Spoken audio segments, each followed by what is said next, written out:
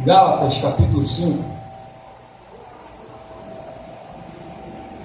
Aqui eu dividi o capítulo 5 em alguns tópicos, e aí, mediante a leitura dos versículos, a gente vai explorar esse esqueleto aqui da aula. A gente vai explorar passo por passo, para a gente aprender um pouquinho a respeito de Gálatas, capítulo 5, tá bom? Então, primeiramente, antes de entrar no capítulo 5, no capítulo 4, Paulo ele vai falar a respeito de uma alegoria com relação a duas mulheres, Sara e Agar.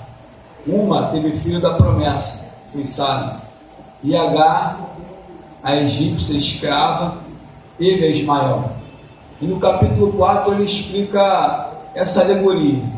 Ele diz que a Sara, que era uma mulher legítima, teve um filho da promessa.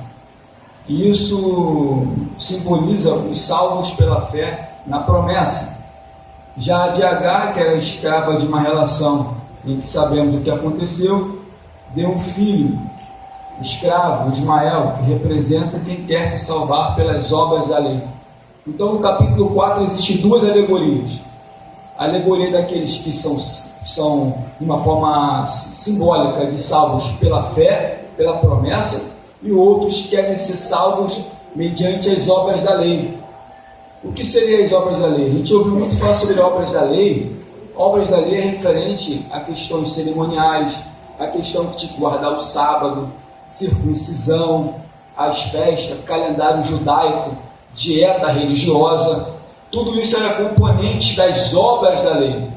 Então, se um judeu, ou qualquer outra pessoa que quer ser salvo, receber a salvação por intermédio das obras da lei, ela não vai conseguir.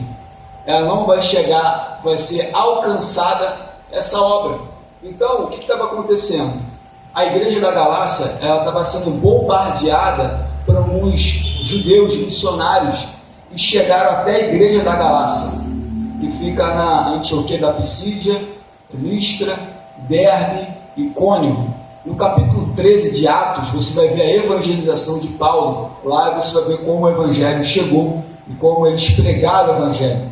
Então essa cidade de Icônio, Listra, Derbe, Antioquia da Pisídia, ali Paulo ele ministrou a palavra. Algumas igrejas foram surgindo. As igrejas da Galácia provavelmente era a Galácia do Sul. Então Paulo deixou alguns irmãos, fundou algumas igrejas nessa região e partiu. E agora alguns mestres ou judeus, missionários, judaizantes, chegaram nessa região da Galácia do Sul, nessas igrejas de Derbe, de Listra, de Icônio, Antioquia da Pisídia. Eles chegaram para ministrar um outro tipo de evangelho. Um outro evangelho, não o evangelho que Paulo pregou, mas eles foram ministrar um outro evangelho. E você pode retornar no capítulo 1, no mesmo capítulo aí, no capítulo 1.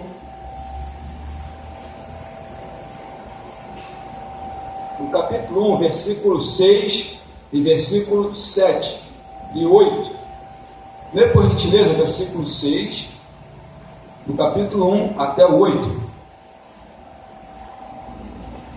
Maravilha-me que tão depressa passasse daqueles que vos chamou a graça de Cristo para outro evangelho, o qual não é outro, mas há alguns que vos inquietam e querem transtornar o evangelho de Cristo.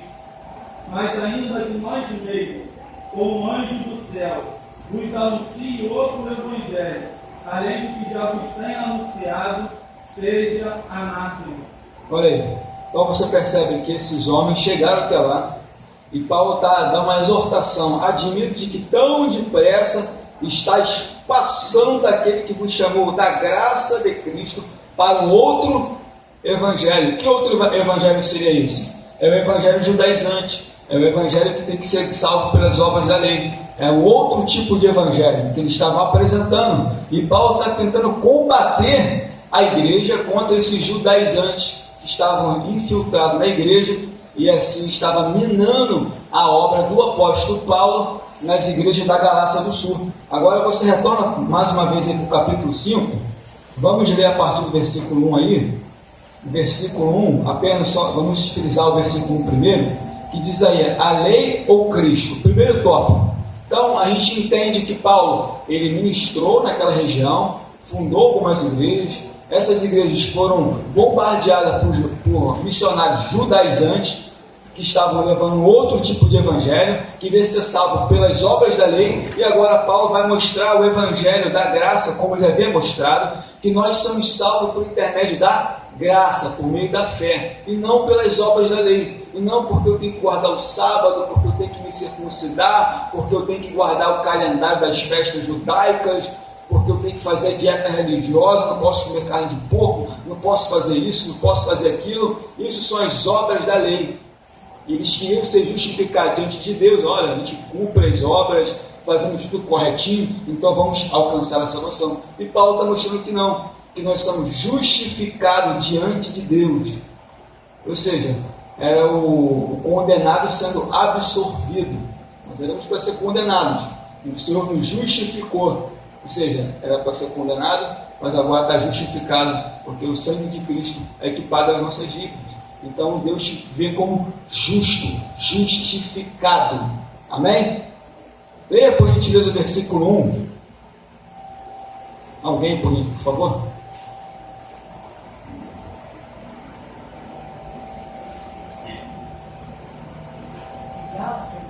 Pode ler, irmão, versículo 1. Oi? Capítulo, é isso aí, que nós estamos estudando, capítulo 5. Porque Cristo nos libertou, e não torneis a meter-nos debaixo do jugo da servidão. Olha aí, se Cristo nos libertou, nos trouxe a liberdade, permaneceis em Cristo, estáis firmes, e não torneis nos colocar debaixo do jugo. Olha aí, o que vocês querem? Vocês querem a lei ou vocês querem o Evangelho da Graça? É isso aqui, ó. Lei ou Cristo? Vocês querem ser justificados diante de Deus por que intermédio? Das obras da lei ou de Cristo? Aí Paulo exorta: se vocês querem submeter a esse jugo de carga, de ter que ser salvo pelas obras da lei, vocês totalmente estão desconectados da graça. E Paulo diz: olha, vocês foram chamados para a liberdade. Permaneça com essa liberdade em que Cristo nos libertou. Cristo já cumpriu toda a lei em que Deus havia ordenado, cumpriu toda a lei cerimonial, todas as leis Jesus cumpriu. E agora não precisamos, por exemplo, pegar um animal, matar um animal para o nosso lugar, é uma obra da lei. Não precisamos fazer mais isso. Jesus já fez por nós. Ele foi como um cordeiro, então não precisa fazer mais isso. Sendo que os judeus, missionários judaizantes, queriam impor isso, impor esse jugo pesado na igreja gentílica. Perdão, que era gentil, agora é igreja. Então, os gentios queriam botar esse jugo pesado sobre eles. Entendeu, meus irmãos? O que é um jugo? Um jugo é aquela tauba de madeira, ela é cortada pelo meio ali, ela é posta sobre o pescoço do boi, aí ficam dois bois, no mesmo passo, ali para poder arar a terra, nas mesmas pisadas. E fica um homem com uma corda ali sobre aquela madeira de jugo ali, sobre o pescoço dos dois bois, e fica conduzindo os dois bois para arar a terra, para preparar a terra para o plantio. E Paulo está dizendo que, olha, vocês querem botar esse jugo no pescoço de vocês, o jugo pesado da lei, vocês querem ser justificados pelas obras da lei, vocês não vão conseguir. É um jugo. E a Bíblia também exorta, não só aqui, que também mostra que realmente você ser justificado pelas obras da lei ou guardar a lei é um jugo muito pesado. Abra aí Atos capítulo 15. Atos dos Apóstolos, capítulo 15.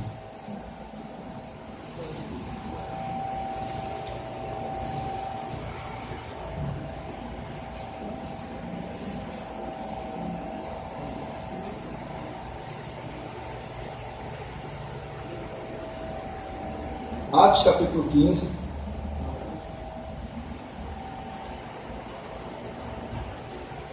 Leia, por favor, só o versículo 5 e o versículo 10 e o versículo 11.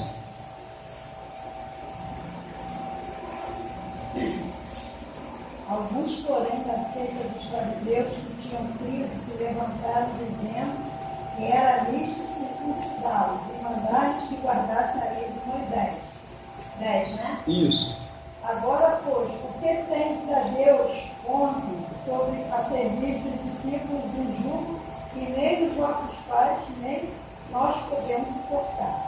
Mas cremos que seremos salvos pela graça do Senhor Jesus Cristo com eles também.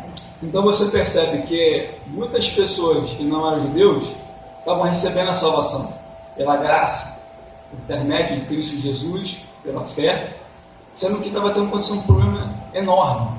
Mas os judeus aqui, ou os fariseus, você percebe no versículo 5, alguns da seita dos fariseus, e Paulo dá testemunho que era uma seita severa, pesada, ele diz: olha, é necessário circuncidá-los e ordenar que guardem a lei de Moisés. Olha o jugo aí. Olha, eles têm que fazer a circuncisão. Se não fazer a circuncisão no prepúcio do órgão masculino, eles não podem obter a salvação.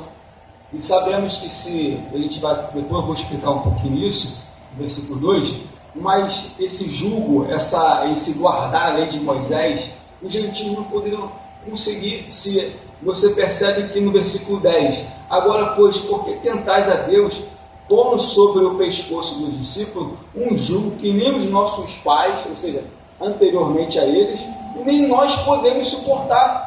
Se os próprios judeus aqui, convertidos ao Evangelho de Jesus, estavam declarando: não há como, se nem nossos pais, nem nós conseguimos carregar esse jugo, imagine eles.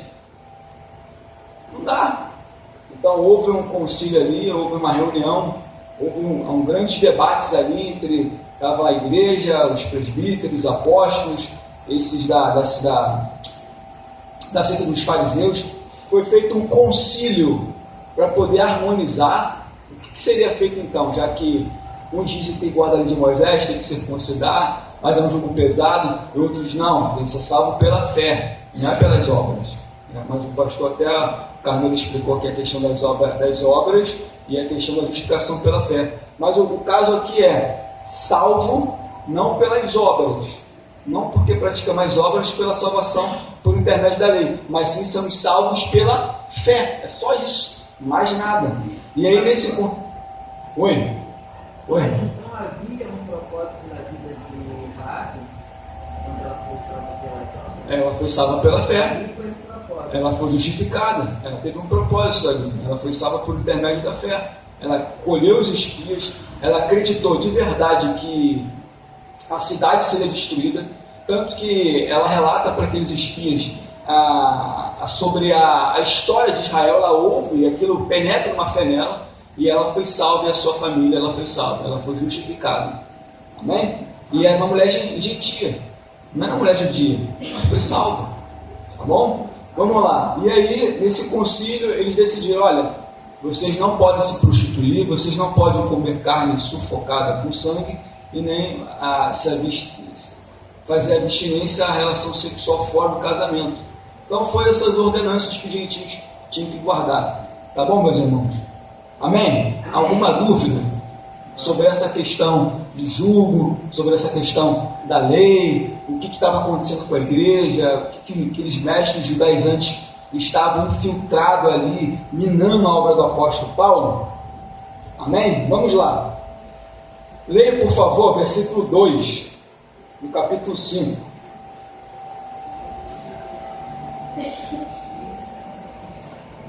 Eu, Paulo, vos digo que vou deixá-los de circuncidar, Cristo de nossa cruz te deixará. Olha aí, então, uma das armas desses judeus missionários aqui era: olha, vocês têm que guardar, vocês têm que deixar fazer a circuncisão. Lembramos que essa questão da circuncisão foi algo feito com Abraão, nosso pai da fé. Primeiro foi com ele, foi um sinal, a marca, na carne da aliança. Então a advertência era: olha, vocês querem fazer a circuncisão?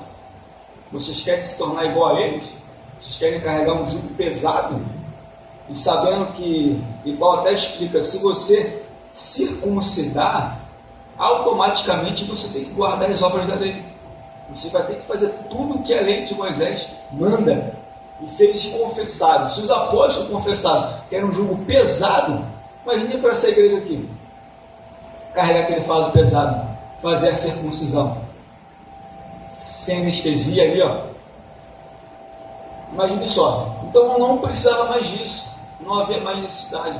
A circuncisão, Paulo fala aqui, ó, é feita no coração, a transformação no interior do homem. Essa é a circuncisão verdadeira. Não é mais uma circuncisão na carne, mas sim, ó, no interior do coração do homem.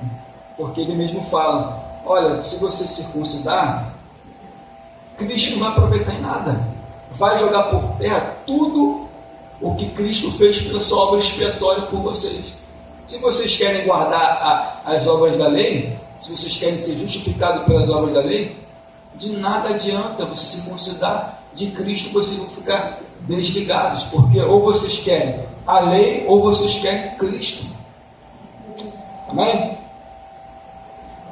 Versículo 3: de novo eu testifico a todo homem que se deixasse circuncidar, que está obrigado a guardar a lei.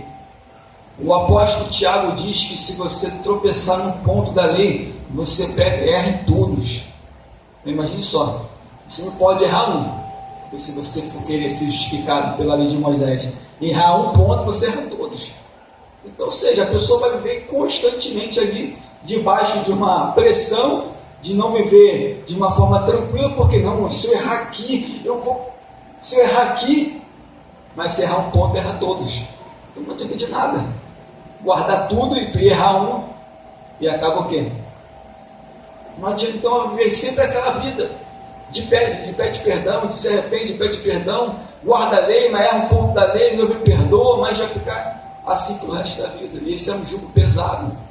E Paulo está mostrando aqui, de novo eu testifico, que se todo aquele que querer circuncidar, você tem que ser obrigado a guardar as obras da lei, que é o tópico 2, versículo 3 até o versículo 6. Diz assim: se para de Cristo estáis vós, que justificais pela lei, da graça tendes caído. A justificação pelas obras da lei. Agora Paulo, além dessa divisão que estava ocorrendo entre o Evangelho da Graça e a lei, agora Paulo está mostrando que vocês querem ser justificados pelas obras da lei. Abra por gentileza Romanos capítulo 3.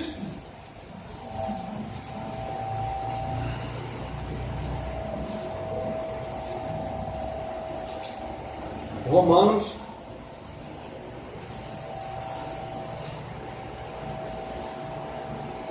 capítulo 3, versículo 20. Leia o 19 e o 20.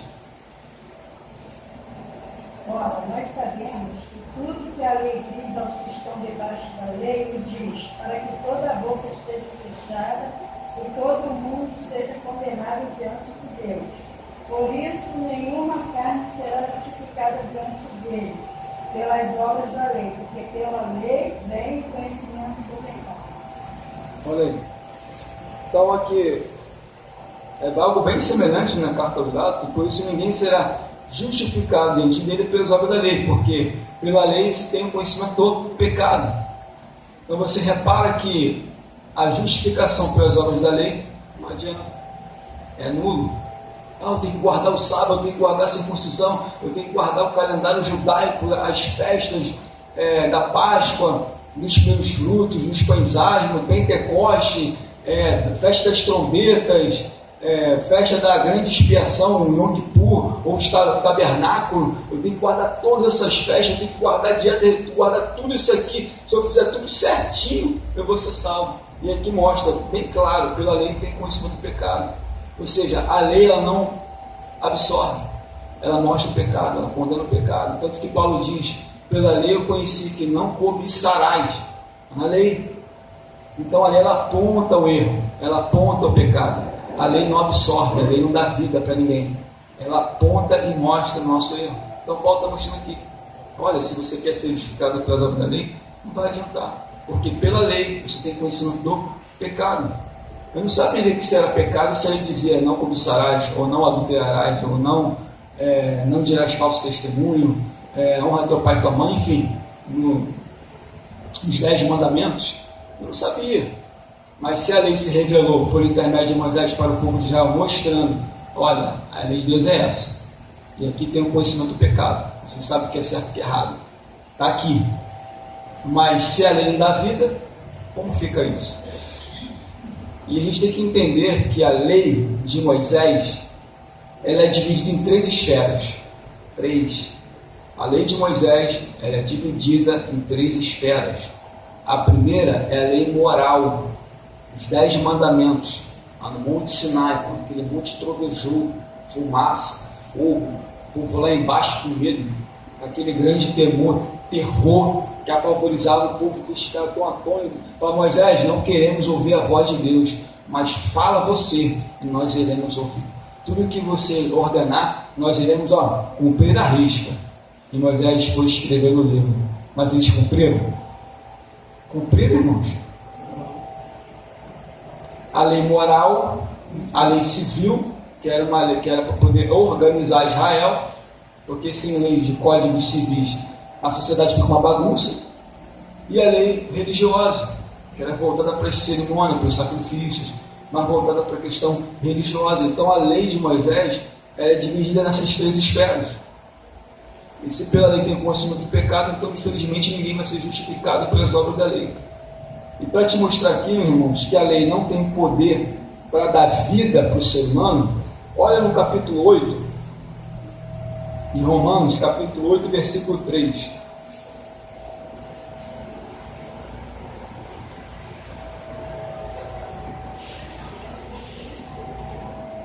Capítulo 8 de Romanos, versículo 3, quem achou, por favor, lê.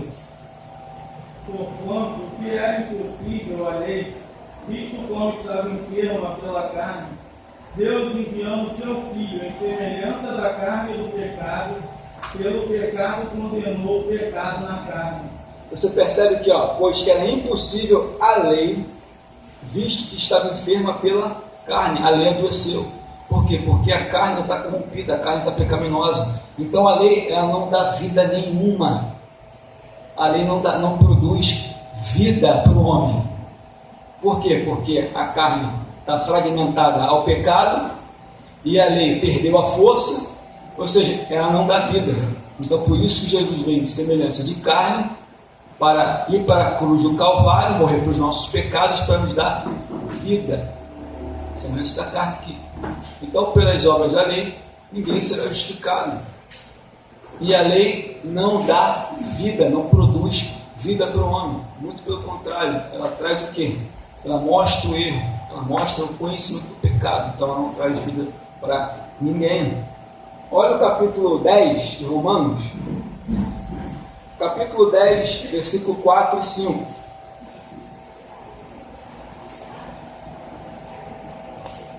Porque o fim da lei é Cristo para a justiça de todo aquele que crê. Assim também? Isso.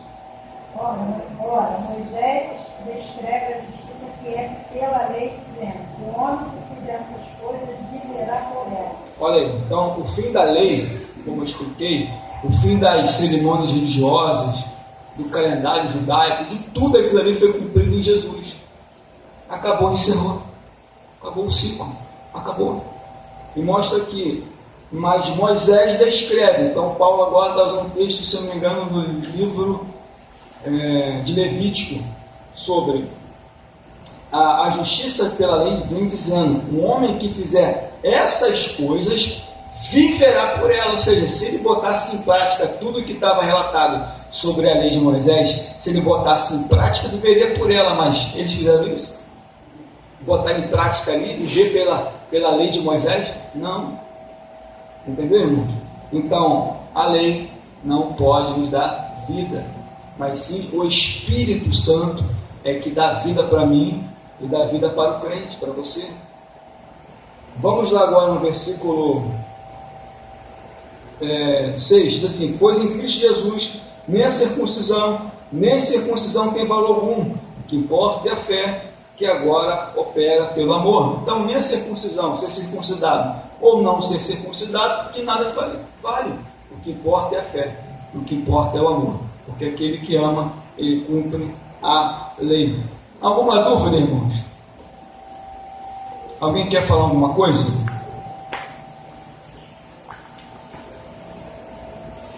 Alguma dúvida? Alguma dúvida? Está bem esclarecido, irmãos? Amém? Vamos prosseguir. Agora vamos para o tópico 3. A obediência ao Evangelho de Jesus. Vamos reparar 3 coisas aqui interessantes que podemos destacar. Versículo 7. Corrieis bem. Quem vos impediu de obedecer à verdade? Aí Paulo mostra que, olha, vocês estão indo muito bem. Vocês foram muito bem. Paulo está fazendo uma analogia de um atleta. Ele está correndo, mas tem uma aula. Ele está correndo, mas tem um objetivo de alcançar uma premiação. Olha, vocês começaram muito bem, correndo muito bem, a graça abundante, o Evangelho da graça sobre a vida de vocês, era uma bênção, mas quando chegou aqueles judeus missionários judaizantes para levar um outro Evangelho, meio que impediu essa maratona espiritual. Tanto que diz, olha, vocês correram muito bem, mas quem impediu vocês de obedecer o Evangelho? Que Evangelho é esse aqui? É o Evangelho que Paulo mostrou, é o Evangelho que Paulo ministrou lá atrás. Ele estava sendo impedido de obedecer o Evangelho. Por quê? Porque aqueles missionários, justamente ali judaizantes, estavam atrapalhando eles para essa maratona espiritual, essa corrida espiritual. Aqueles missionários estavam atrapalhando. Por isso ele diz, quem fez com que vocês não obedecessem ao Evangelho? Quem pediu vocês? Primeiro, a obediência ao Evangelho de Jesus. Então, nessa corrida, ele estava sendo impedido de prosseguir porque estavam aceitando um outro Evangelho. Então, para nós, como cristãos, não há etapas ou dificuldades para te impedir de você obedecer a palavra, a não ser mesmo que nós queremos parar a nossa maratona espiritual. Então, quem vai te impedir de obedecer a palavra de Deus? Quem vai te impedir, quem vai te travar de obedecer a palavra? Todos nós temos uma maratona espiritual. Você tem que correr para o alvo. O atleta cristão, como Paulo fala na carta aos Coríntios, capítulo 9, está lá, sobre o atleta cristão. Corrida. Amém? Outro ponto que ele diz assim, esta persuasão não vem daquele que vos chamou. Outro ponto. Primeiro, estava sendo impedido de obedecer ao Evangelho, trazendo outro Evangelho. E segundo, essa persuasão aqui não vem daquele que te chamou, Cristo. Essa persuasão, persuadir, com oratória, com retórica, persuasão. Eles estavam sendo o quê? Persuadidos por aqueles judeus, missionários. Não, somos de Jerusalém, nós somos circuncidados. Olha, nós, talvez eles trazendo uma carteirinha lá de ministros, enfim, trazendo um outro evangelho. Ele diz assim, olha, essa persuasão, vocês estão sendo persuadidos por outras pessoas, não vem daquele que vos chamou. Você percebe que Paulo, na carta aos Coríntios, no capítulo 3, no capítulo 1, se é 1 ou 3, não me recordo, que diz sobre a questão da persuasão, que as nossas palavras não é de sabedoria humana, mas sim demonstração de espírito de poder. Eles foram persuadidos e foram convencidos pelo Espírito Santo. Então, a persuasão, quando alguém vai ministrar, pelo Espírito, a palavra. E Paulo, aquelas pessoas foram persuadidas por intermédio do Santo Espírito ali, e ganhou eles para o Evangelho. Sendo que agora estão indo para um outro tipo de persuasão, e que não era o Evangelho de Jesus, era o Evangelho judaizante. Aí Paulo diz, ainda que viesse um anjo do céu, com um raio de luz, brilhando, e pregue outro Evangelho, estou aqui só fazendo uma acréscimo, ainda que venha raiar, venha brilhar, venha chegar aqui, olha, o Evangelho é assim, seja maldito. Agora, uma pergunta, será que nessa era, estamos recebendo outro tipo de Evangelho? Não vou dizer, não descer um anjo do céu, mas existe outro tipo de Evangelho que está sendo pregado? Existe ou não? Existe ou não existe?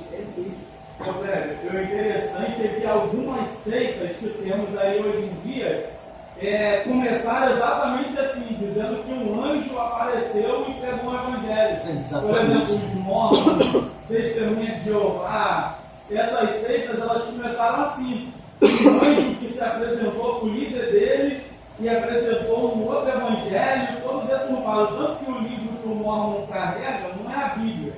Ele carrega o outro evangelho. É o nome da Bíblia que ele carrega. O outro evangelho. O outro evangelho. Que foi ditado ou falado ali por líder da seita dos mormons, né, que é o Joseph Smith, que foi ditado para ele, e ele escreveu aquele livro, que esse tal anjo, esse ser de luz, falou isso para ele para escrever. Então os livros que os mormons carregam não é a Bíblia para eles é ultrapassado. Eles usam o outro evangelho, que é esse livro aí. Então, só você ler esses versículos aí que você falou, que a gente já tem argumento para debater com essa seita e acabar com toda a base de fundamento dele. É um outro tipo, o que você está falando aqui? Um outro tipo de evangelho. Se Paulo disse, ó, ainda que venha um anjo, ele está dizendo aqui de uma esfera transcendental, que transcende essa terra.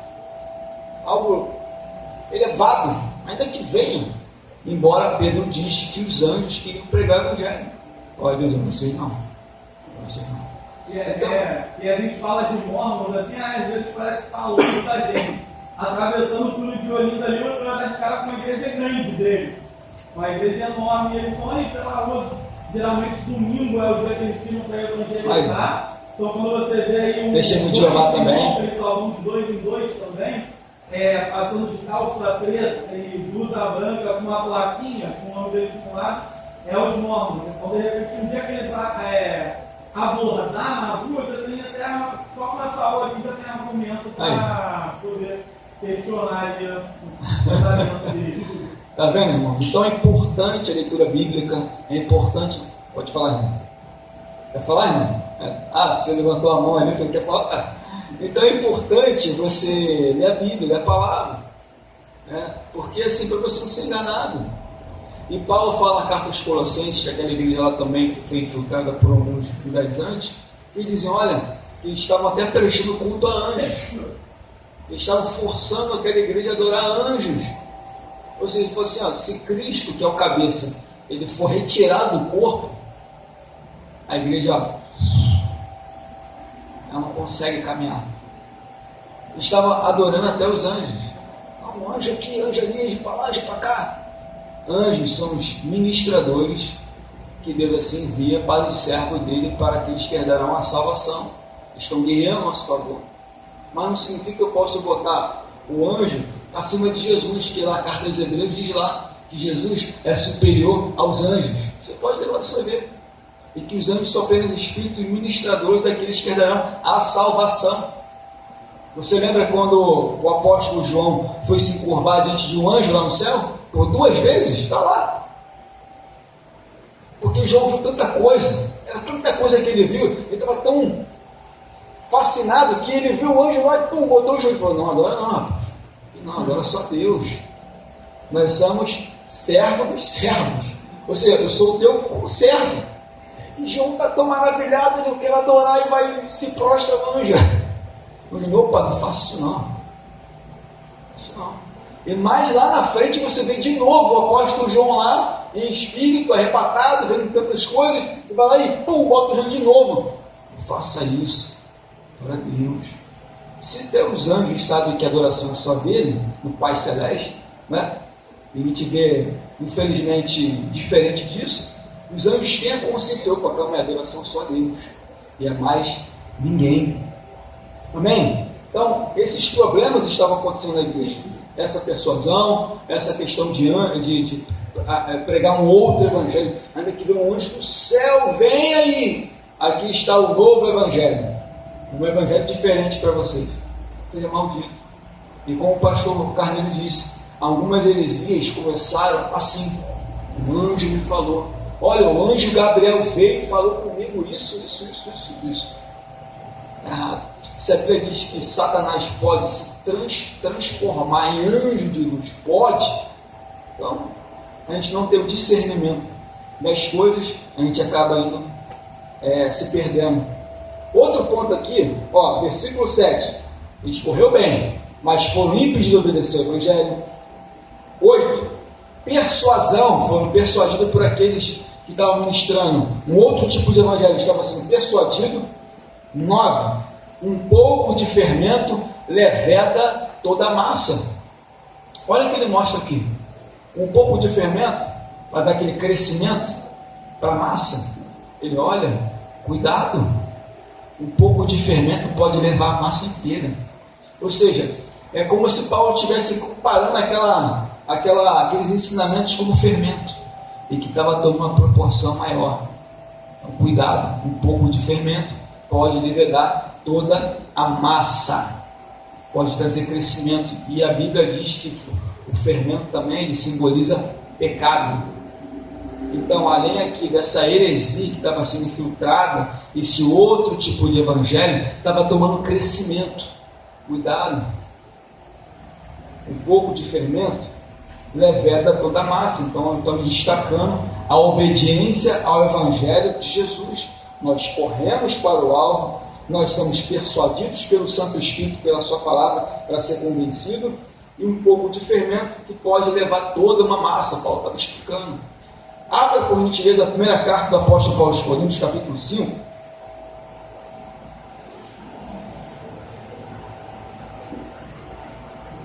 Capítulo 5. Versículo 6 e versículo 7.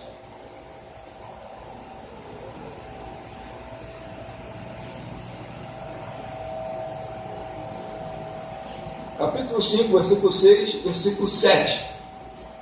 Quem achou, por favor, lê. Não há boa vossa gratidão. Não sabeis que um pouco de fermento levado a massa toda. Lançai fora o velho fermento, para que sejais nova massa. Como sois, de fato, sem fermento, pois também Cristo, nosso cordeiro pascual, foi imolado, foi imolado. Você percebe que estava tendo um pecado na igreja sobre que o rapaz estava tendo relação sexual com a sua madrasta. E a igreja de Corinto não estava fazendo nada. Todo mundo ali, bem normal, tranquilo, nada acontecendo, todo mundo de boa, ó, está tudo certo, não tem problema nenhum, pode se relacionar e tal, etc. Aí diz aqui que, olha, não é bom o vosso orgulho, estavam orgulhosos demais, estavam muito orgulhosos. E aí nesse orgulho, nesse de não sou espiritual, temos muitos dons, etc e tal, sou tal, aquilo todo, mostra o texto aqui, olha, um pouco de fermento leveda toda a massa. O que ele quer dizer com isso? Aquele pecado era como fermento, e que estava tomando na igreja toda, e eles não estavam fazendo nada. Tanto que Paulo diz, vocês não choram, vocês não fazem nada, vocês não fazem nada, absolutamente nada. Vocês não estão tomando uma providência, e está tomando forma, está crescendo, está contaminando.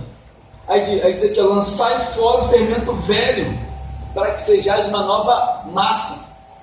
Olha o que Paulo diz aqui, lança o fermento velho fora, para que vocês sejam uma nova massa. Aí Paulo faz a aplicação dos pães sem fermento. Lembra quando Deus fala sobre a festa da Páscoa? Depois de matar o cordeiro, tinha a festa dos pães asmos, que era sem fermento, e o fermento representa pecado, você lembra? Então Paulo está dizendo, lança fora o fermento velho, para que sejais uma nova massa. Então, essa proporção que estava sendo tomada na igreja, era como se fosse fermento. Diz mais, versículo 10, do capítulo 5, confio de vós no Senhor, que não deveis pensar de outro modo, mas aquele que vos inquieta, seja ele quem for, seja condenado. Então Paulo está dizendo o seguinte, que aquele que vos inquieta, que vos perturba, trazendo outro tipo de evangelho, seja ele condenado. Então Paulo está vendo assim, bem radical o que ele está falando aqui. Aquele que vos perturba, aquele que vos persegue, aquele que está trazendo outro tipo de evangelho, seja ele, ele vai sofrer uma condenação. Versículo 11, eu porém, irmão, se ainda prego a circuncisão, por que sou perseguido? O Augustano da cruz é desfeito. Quanto aos que vos andam inquietando, quem dera se mutilassem. Olha só o argumento dele, forte demais. Esses que andam inquietando vocês, esses que andam perturbando vocês, levando outro tipo de evangelho, é melhor que fossem cortados. Você vê a ira de Paulo aqui, você vê ele sendo radical com a situação que estava acontecendo na igreja. Ele falou: se eu prego a circuncisão, se eu ministro da circuncisão, eu sou perseguido, logo o chão da cruz é desfeito. Porque o maior foco do Evangelho é a cruz de Cristo. E para os judeus, a cruz de Cristo era um escândalo. Escândalo porque não, Filho de Deus, sendo pendurado numa cruz, morrer pelos nossos pecados, isso é escândalo, tá doido, isso aí é uma coisa doida. Para os judeus era algo doido, é algo difícil de entender, é loucura, entendeu, meus irmãos? Então ele mostra que se ele pregando, mesmo pregando a evangelho da circuncisão, estava sendo perseguido, quanto mais o escândalo da cruz de Cristo. Amém? Vamos ler agora sobre a liberdade em Cristo Jesus. A nossa liberdade em Cristo Jesus. Leia, por gentileza, alguém, versículo 13 e 14, por favor. Porque vós, irmãos, fostes chamados à liberdade